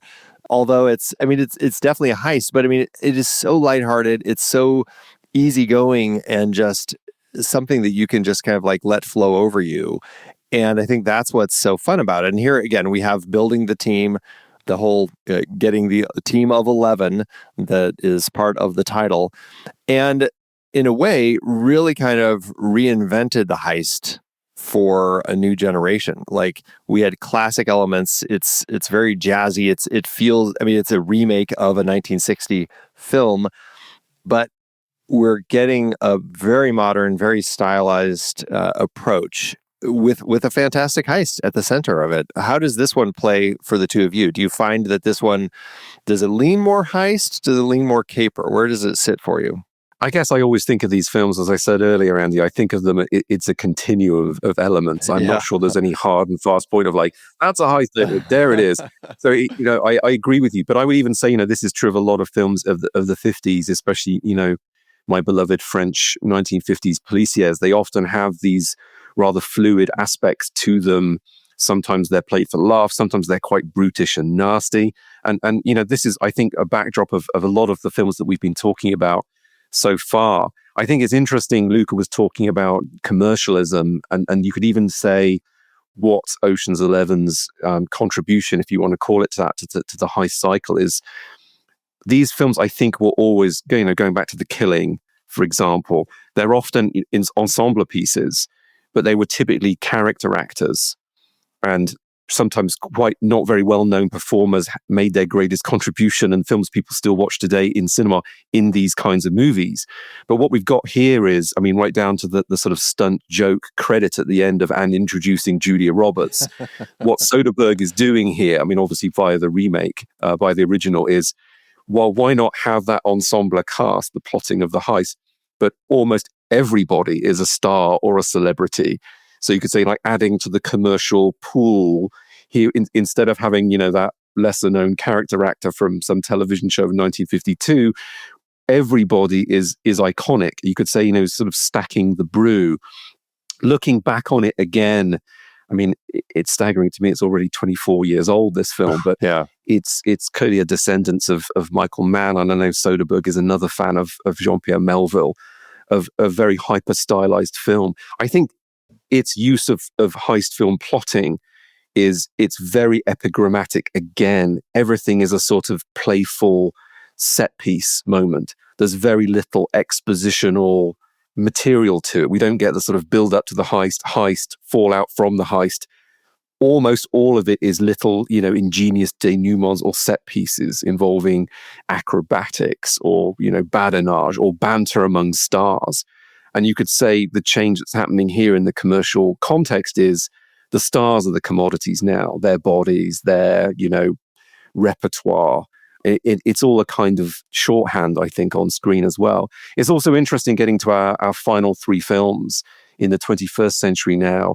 What I was thinking about watching them again was what we're getting here is, I think, increasingly, obviously we saw this with Pelham and some others, but a kind of systematic way in which the institutions that are being robbed, whether it's a bank or a casino, are embodied in very negative ways, as in the group of criminals are heroicized because they're taking on something explicitly corrupt. I think it's part of the skill of Andy Garcia's performance. The only performer really on screen who's unsympathetic, the only one who's sort of venal and corrupt and narcissistic. Everybody else is, communal and playful and shot to match by Soderbergh as his own DP, as always. Which will change a little bit by the time we get to Ocean's 13. But yeah. there we go. But, it's interesting how, Las Vegas is made to seem, justifiably there for the taking for them, I suppose. Sure, yeah. One thing that I would just maybe note is the kind of Soderberghian trickery in this film. If you sort of watch it carefully, you notice that he moves between the planning of the heist to the execution of the heist and back in the seamless type of way. But if you watch it carefully, it logically doesn't make sense, right? You can focus, for instance, when you watch this film, on the Malloy brothers, the two brothers from Utah who are the drivers. Yeah. How during the heist, they appear in all these different places, dressed in different uniforms that make the heist sort of flow as this kind of frictionless, seamless operation. But if you really think about it, it would be physically impossible for them to do. So there's this way in which Soderbergh is organizing. I think, Andy, you use this term. I think it flies over you or something like, or flows over you or something like that. Yeah. I think that's exactly right. It's like the heist is this sort of pure effect, pure surface effect. that is very impressive. It's almost a kind of abstract idea of the heist that he gives you, that if you sort of really try to reconstruct it in terms of its sort of spatial or temporal logic, it doesn't actually work. It's not consistent in a way. And I find that quite interesting as an idea for a heist film. He's interested in the kind of aesthetic effect of heist as an action, as a set piece, as a kind of complex operation. And he achieves it at the level of his aesthetic form that transitions the editing that he organizes, but not necessarily at the level of kind of concrete plotting out, if that makes sense. And I think that's quite striking. And I think it's also what allows him to kind of refer back to Heist, the 1960s caper, the Las Vegas film, et cetera, et cetera. And very specific stylistic citational stuff as well, Luca, just to double down on what you're saying. I mean, I was talking about Melville, late 60s, early 70s, and Pelham, like the restless zoom aesthetic he does. I mean, this is another thing to say maybe about heist films in general. They're very citational. They're very referential. And the repertoire is like a sort of shared palette. You go backwards. And what Soderbergh is doing to aestheticize is to cite early American and French films from the late 60s and 70s, and to do that with zoom lenses and, the musical soundtrack. But I agree with you about, the pure aesthetics. I mean, it's the payoff of the color-lit fountains on the main strip of Vegas there as well, isn't it? Which made me think, of course, of the heist in Thief, with Mann's very long lens, that extraordinary shot, the setup of James Caan sitting down, sort of basking in the glow of the successful penetration of the safe, with the longest, and they're just the fountain of spark. It's almost like James Caan's body's on fire. He's a long way away, but the zoom lens compresses him in. Soderbergh is doing the same thing. It's just a sort of pyrotechnical cinema. Yeah, they don't care about plotting. There's no worries like Pelham and Rififi of like, you could learn how to do a robbery from watching this film. Yeah, Screen in the sense, you're not going to learn how to rip off Andy Garcia from this movie. You can find a giant electromagnetic device that can wipe the power out of the entire city. Yeah, maybe. Always handy. Yeah, right. Always handy to have one of those in your garage. Yeah, right. He does make it visible, like before the very last sequence, where Julia Roberts and Brad Pitt go to pick up Clooney from jail, right? That sequence is introduced with the intertitle that says 3 or 6 months later. Yeah, right. So he kind of like drops all of these signs that the kind of precision of plotting, the kind of, kind of purely logical construction of the sequence of events is not necessarily what he's after, right? He's after a certain different kind of aesthetic effect of the heist, which I think he achieves quite successfully. Which plays opposite what we get in like The Killing, right? Which is very at 4:56 p.m., right? Psychologically grounded as well, right? Like, what do we know about Brad Pitt's character? He eats in every scene, and like, that's it. We're done with dramaturgy. Let's get back to those zoom lenses now, right? I just also love pointing out that Scott Caan is one of the Malloy brothers, which I'm sure that Soderbergh was thinking about Thief when he wanted to cast James Caan's son to play him in that role. So talk about father-son relations in heist films. Yeah, right. But the family tree of cinema, I mean, this is the other thing, is that all of these filmmakers have seen all of the other filmmakers. I think of film history in general as a conversation. This is probably one of the most convivial, passing the baton on from one generation to another types of cinemas, crossing national boundaries that there is. I mean, the heist film is just, again, it's citational, it's, associational, it's casting, it's repetition of plot points, and just like collectively raising the stakes as we go. So by, I think, our more contemporary films, you could argue maybe the pudding is oversweetened at this point, but you could also say that makes it all the more enjoyable to watch sometimes. Well, I think just the nature of it being a remake in and of itself, it points to all of that, right? I mean, it's in the fact that it's already referential, because it's like, we're going to actually take this and remake it. So let's move on to our final film, though. This is moving forward in time to the 2010s and the 2020s. We really start kind of subverting expectations and expanding representation, certainly with these more diverse casts, more, again, kind of continuing what we were just talking about, more socially conscious themes with films like Widows, Ocean's 8, The Misfits. We're going to talk about Widows, which really subverts the traditional heist by, again, we have a female-led cast here. who aren't actually the thieves, right? They are the wives of the thieves who all get killed. And now these women set out to actually pull off the job. A group of women, all widows of a criminal crew killed during a botched robbery, team up to complete the heist their husbands had planned.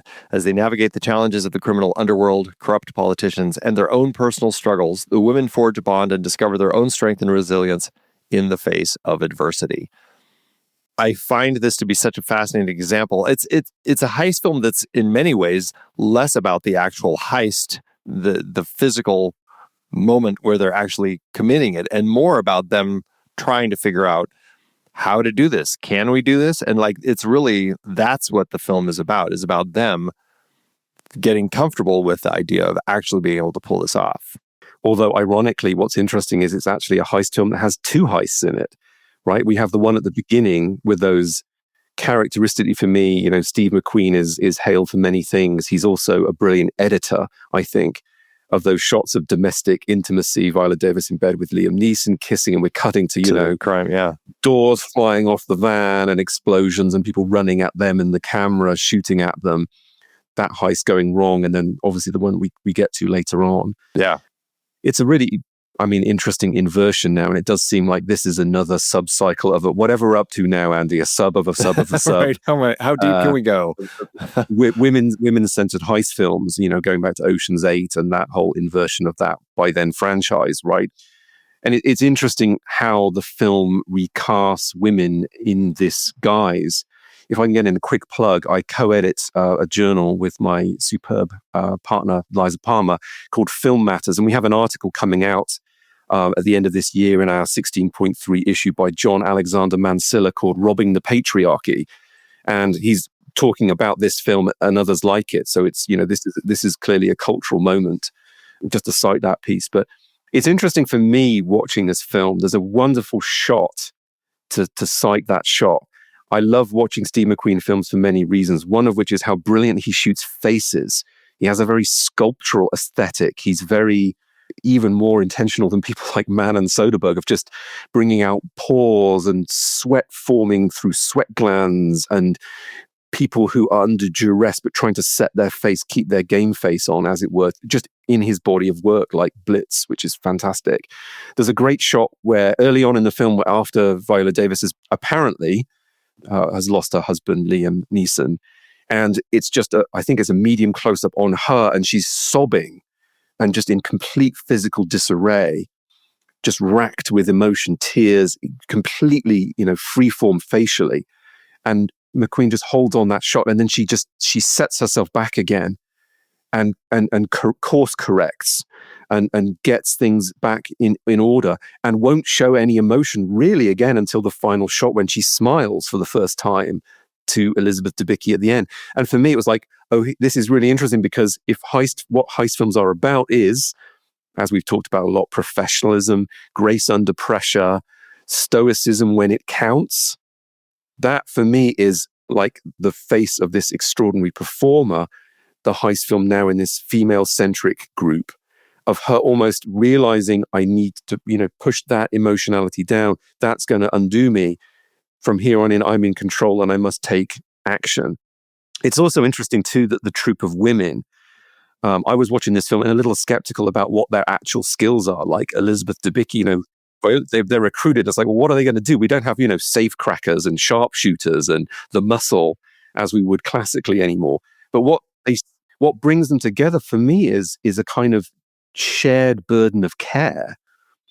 You know, as a quote unquote female aspect to this, their community bond is looking out for each other, being almost sometimes emotionally supportive of each other. And what's funny is, in certain ways, that links them more intimately than a lot of the male troops we've seen so many times on screen. But it's a really fascinating film for me. We get that, a great example of that is the fact that Michelle Rodriguez's character is assigned, you need to figure out the plans for this place. And she's like, I have no idea. I have no idea what to do about this. And Elizabeth Debicki is like, hey, I might be able to help you with that. You know, let me see. And that's not heist film. Heist characters do not multitask. They do one thing. Often they're identified by like causal continuity, motivated characters boiled down to just one trait, one thing. Here it's more, roving and fluid and quite emotionally engaging because of that. Yeah, I would absolutely agree with it. I mean, it's what's unique, I think, in this film is that the collectivity or the group that they form is a vehicle for them to be able to discover the capacities that they didn't think they had, which I think is it's beautiful. And aside from the fact that it's also quite original to have basically a heist form in order to repay the debt of a failed heist. Or a failed heist. It wasn't just failed, but it was failed because of the kind of male betrayal, basically, right? Which to me is it's even more than just putting female characters into a regular kind of heist plot. Just keeping the regular plot and replacing male protagonists with female protagonists. In a way, the film takes seriously the female protagonicity because it modifies the plot. I mean, it sort of takes seriously that female protagonicity in the genre has to come, in some sense, in the wake of the failure of male protagonicity. And it takes that task on to, I think, open a really kind of unique dimension and a new direction, I think, for the genre. And the other thing I would just say is that it's also a great Chicago film. And the kind of what's amazing about the film is the amount of study and attention to the specificity of the place that both Steve McQueen, but also the screenwriter Gillian Flynn sort of demonstrate in this film. Tim was saying how the French heist film pay attention to the place, like the Paris, for instance, is this kind of iconic setting.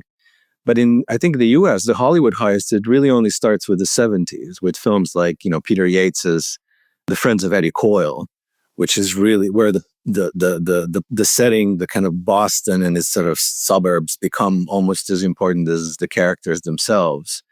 And I think Steve McQueen's film, like The Widows, is in line with that. It's a film that's really, it's interested in the action of the heist, but it's also interested specifically in how that action reveals, the dynamics of the place in which the heist takes place. And McQueen talks about this in the interview, sort of seeing the Chicago as both a kind of microcosm of its own, but also a kind of global city that reveals, large kind of political, socioeconomic questions that plague many contemporary cities, across the world. So to me, that's another sort of really significant part of this particular film, alongside, of course, the attempt to really take seriously the collectivity as something formed by women protagonists rather than male protagonists. I think that's a really important point you make there, Luca. I know another of my favorite shots. I talked about the close-up of Viola Davis there, but just the scene where Colin Farrell is making that sort of abortive, half-hearted speech. The sequence shot, yeah. The sequence shot, you know where I'm going. Watching these heist films, we all have favorite shots. Here's another one, the long take car, the camera's mounted on the car, and as he's, essentially whining, and his female assistant is, you're ridiculous. You're a child of privilege. And the camera is showing us, from crumbling tenements, from wastelands to red bricks and mansions of just all in one shot. It's like, this is what gentrification looks like. This is the line of power. This is how social mobility works for him, but not other people. And, again, of just continuity. Why do heist films so iconic? They're so great about place. I mean, you just described it for us really fluently for us, Luca. But I would link this back to as well the end of Rififi. Everyone talks about the wordless jewelry shot. There's another long sequence with no dialogue at the end of the film, as Tony is he's been shot, of course, and he's driving back into Paris, if you remember that sequence, and he has recovered the child from this bizarre villa that's being built. It's Saint-Veuvray. It's about 20 minutes drive then southwest of Paris. So it's a similar kind of shot of where is the money migrating in Paris to affluent areas south of the city, and does some charts, is he going to be able to get this child back in? And as we're getting all these extraordinary, like a time capsule of urban growth, of Paris's development. Same thing here in Widows with Chicago, with this like backdrop of the film becoming a really poignant time capsule. It has this sort of socio-economic aspect to it as well. But it's just, for me, filmmakers who are really fluent about geography and about how different populations live and about why money and capitalism is the undergirding principle that makes all of these films really tick.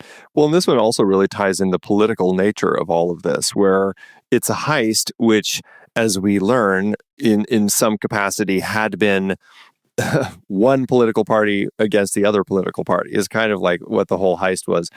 And at the end, they're going into the mansion that, Colin Farrell and his father, Robert Duvall's character, that they live in, and they're taking all of their money. And that's another fascinating element. And I love the moment when we have Viola Davis kind of doing her scout, where she's kind of seeing the house, and she's like, "Oh, I've met you before," from the working with the school board.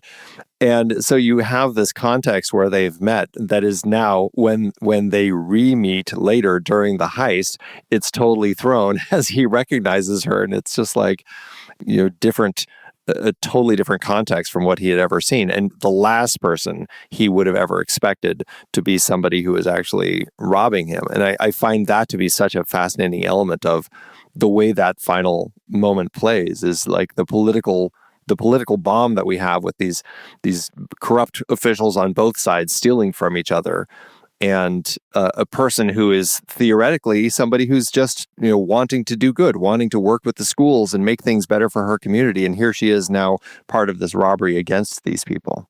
I'd also say as well, the backdrop of our conversation, heist films, they've always been there in various guises. Perhaps they'll forever be there too. But what changes and what's different, what's interesting with this film, as very close to the end, that last smile, we get female solidarity right at the end of the film. It's interesting for me, this very welcome, very overdue female recalibration of this cycle of films, of the very emphatic way we end with Viola Davis's character Veronica donating money to found a school library in the name of her son who's been murdered by the police. Of this extraordinary, for me, watching heist films as I do, as we all do, it's this really extraordinary moment of a female voice articulating social responsibility and social accountability. And also, dare I say it, I pause before I make a very general statement, a vanishingly rare moment where these kinds of films offer up a sort of legacy of a crime act for the greater good that is profoundly unselfish, that is a maternal gesture here. It's a kind of retribution for a past wrong. And it's a way in which, for once, the ending of Inside Man, completely abstract about the fate of Christopher Plummer or not, but we're led to believe something permanent, something lasting, maybe something. School libraries give us social mobility. They are catalysts for positive change in our world. A heist film and a protagonist, and this extraordinary protagonist, gives us something lasting, a sort of a nod to something good coming from all of this chaos and despair, basically. So for me, McQueen specializes in these really, I think, deeply ironic moments of small victories from larger scale catastrophes. But this is one of his best plotting moments, I think. It's a really lovely, again, beautifully ironic heist moment. Yeah. Any last thoughts on this one, Luca? No, I mean, no point, and this was a perfect way to end, I think. Nothing to add. Yeah.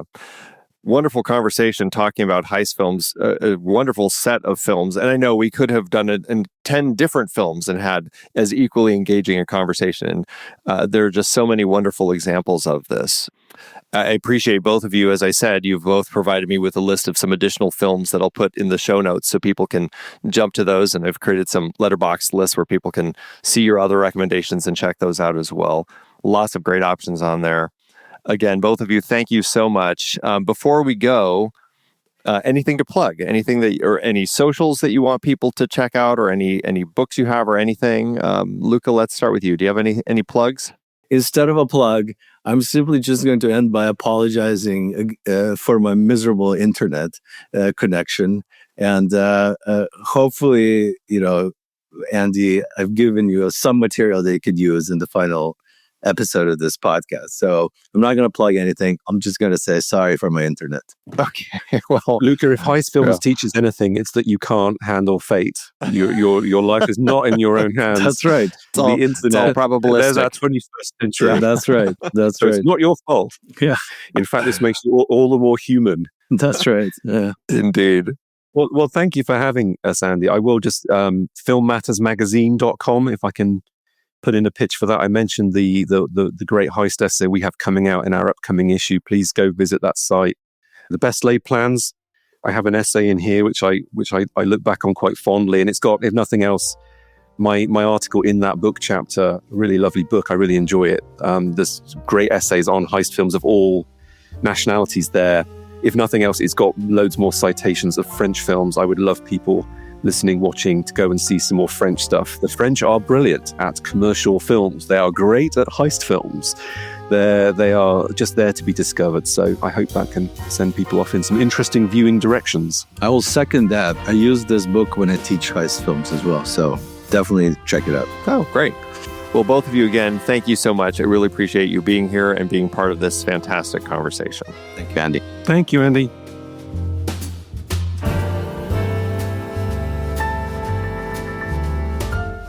Next month, we'll dive into the gritty, groundbreaking world of the British New Wave. This revolutionary movement of the late 1950s and early 1960s transformed British cinema, bringing a new level of realism and social commentary to the screen.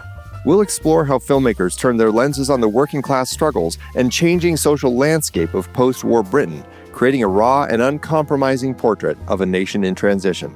From rebellious youth to kitchen sink dramas, we'll examine how these films challenged traditional class structures and explored themes of youth culture and the sexual revolution. Join me as we delve into 10 of the most iconic and influential films of the British New Wave, uncovering the honest and unflinching stories that defined a generation and left an indelible mark on cinema history.